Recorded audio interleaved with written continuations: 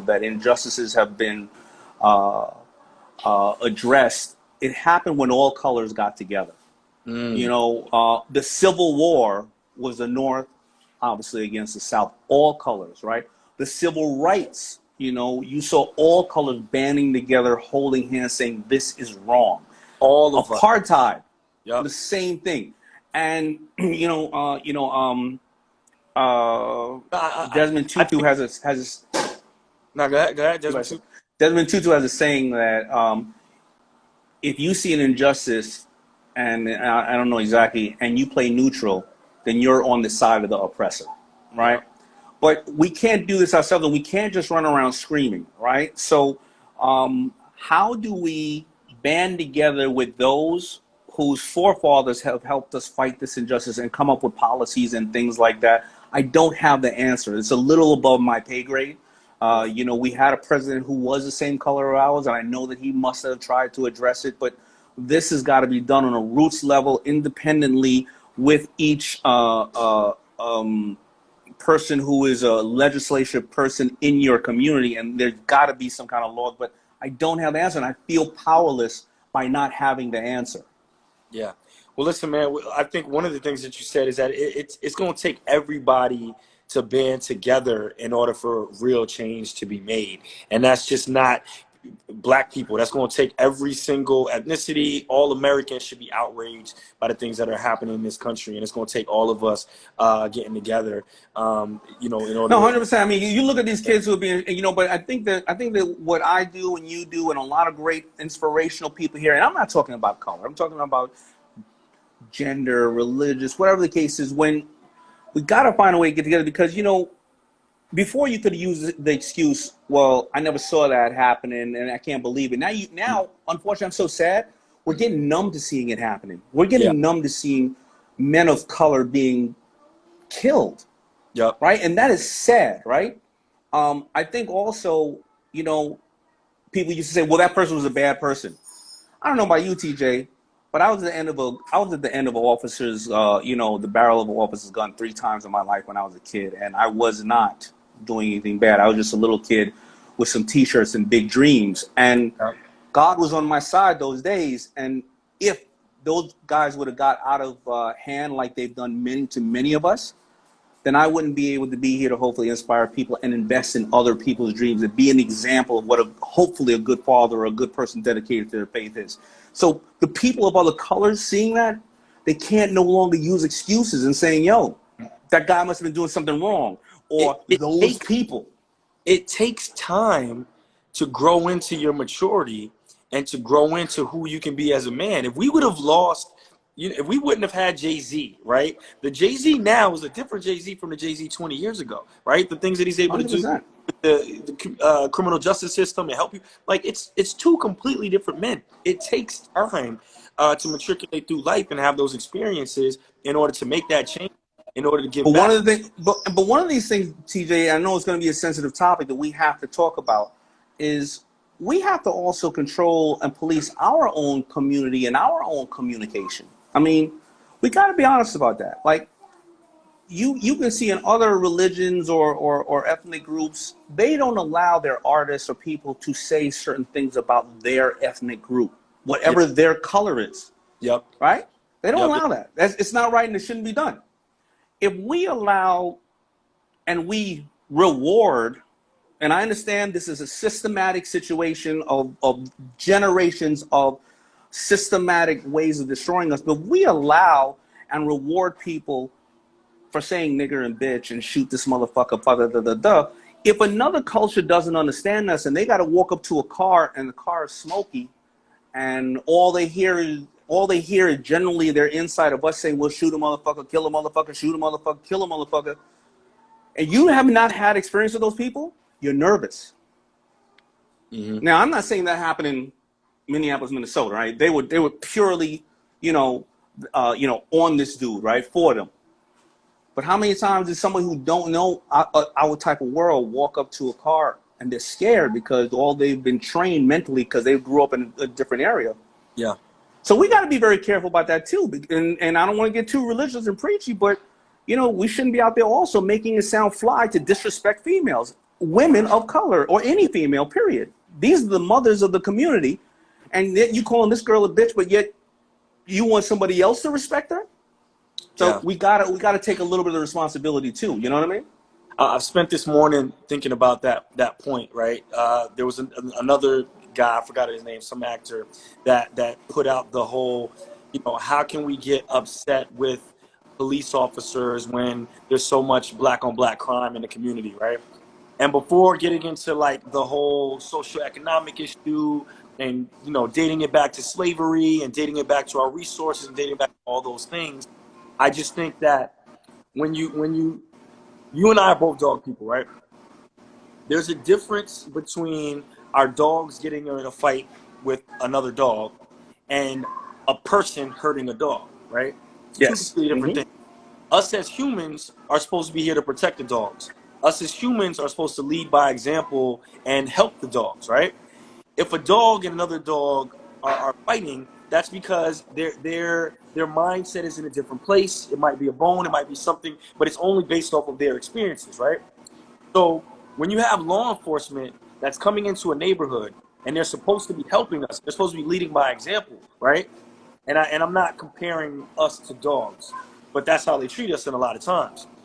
It's not the same for me to do the black on black crime comparison against the police on black people comparison. I totally agree with you. And you know what? Maybe I should start after this looking up some stats and facts of where there are more men and women of color in enforcement, and then what is the rate of these issues there. So maybe we should start looking at Atlanta, and maybe we should bring some of these things to say hire more people of the community. People commit crimes where they live. Like that is most criminals.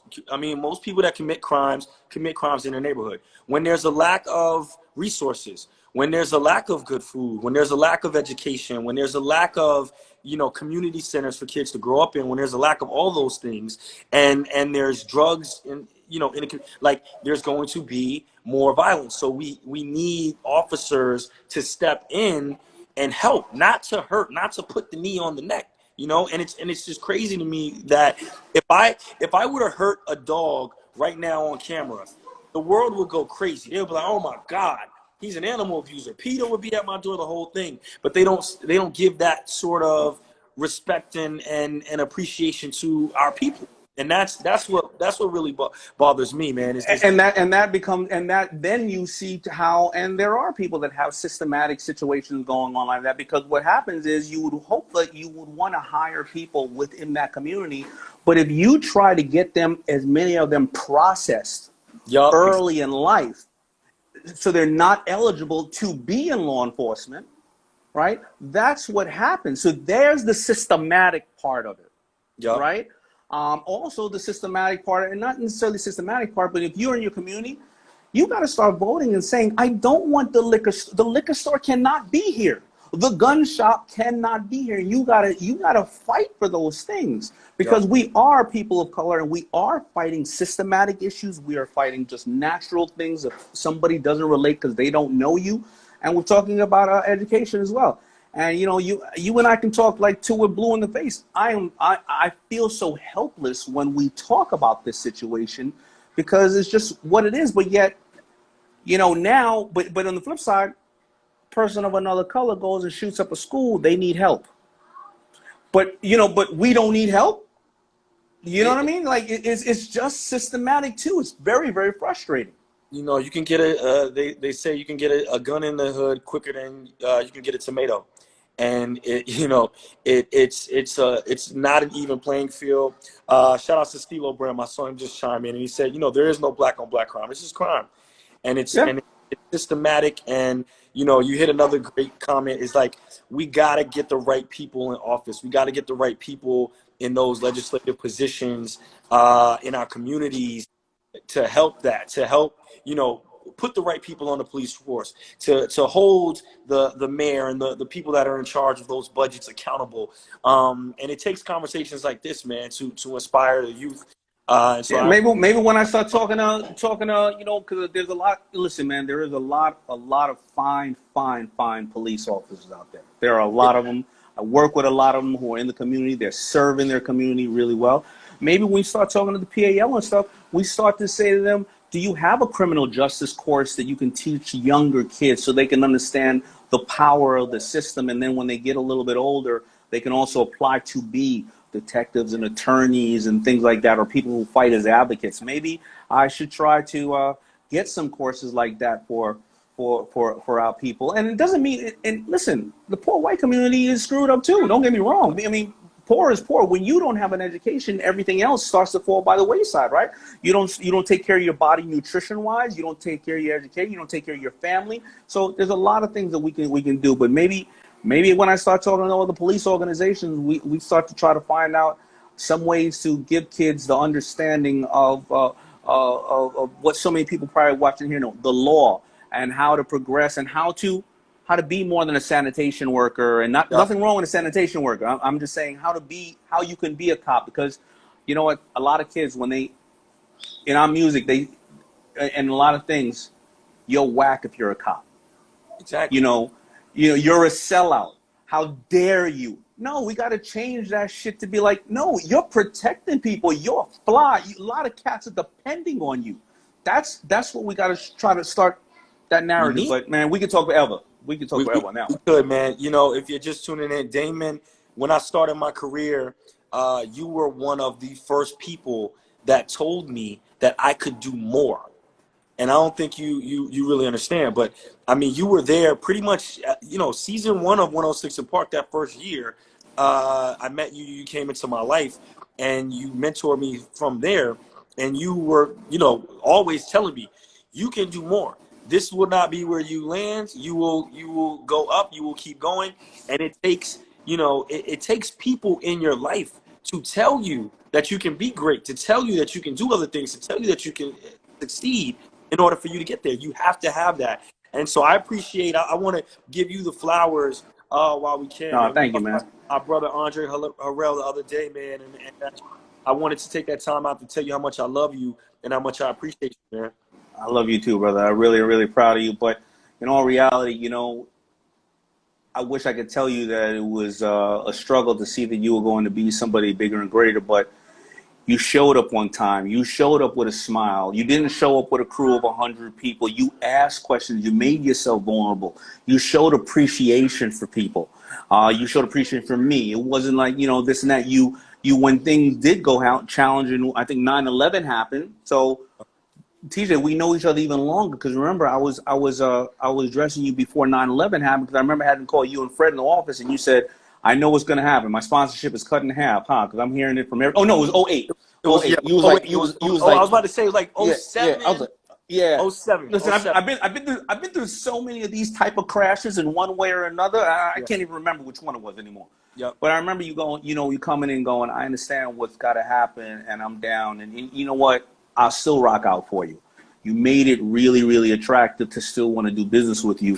And a lot of people right now, listening right now, you have somebody who is supporting you one way or another, your boss, your sister, your uncle, whatever the case is, another company, a sponsor. Reach out to them and just ask them how they're doing. I found that when we do that to our people, because I do care about them, they say, nobody reached out to me. Your boss right now is concerned. Your boss has another boss too. Your boss right now doesn't necessarily know what's going on. And a lot of people are like, man, I hope you don't let me go. Did you ever ask them if they're okay? Yeah. It goes a long way. Asking somebody if they're okay goes a long way. Because if everybody here who's been asked if you're okay, even if you say I'm good and you're not, you knew that person asked about you. 100%. I'm gonna let you go. So I read Daymond just dropped a new book. Everybody. Oh, here it goes right here. Been doing interviews on it all day. I just wanted to go live with Daymond just to talk, just to let him see. You guys got to check out this book. You have the time right now. Please, please, please read his book. It's incredible. So many lessons like this are in the book. Daymond John, thank you so much. Power Shift is available right now. D, I love you, and thank you for all that you Thank you. Love you too, brother. Can't wait to kick your ass in Monopoly again. I look forward to it. Love, bro. All right, peace.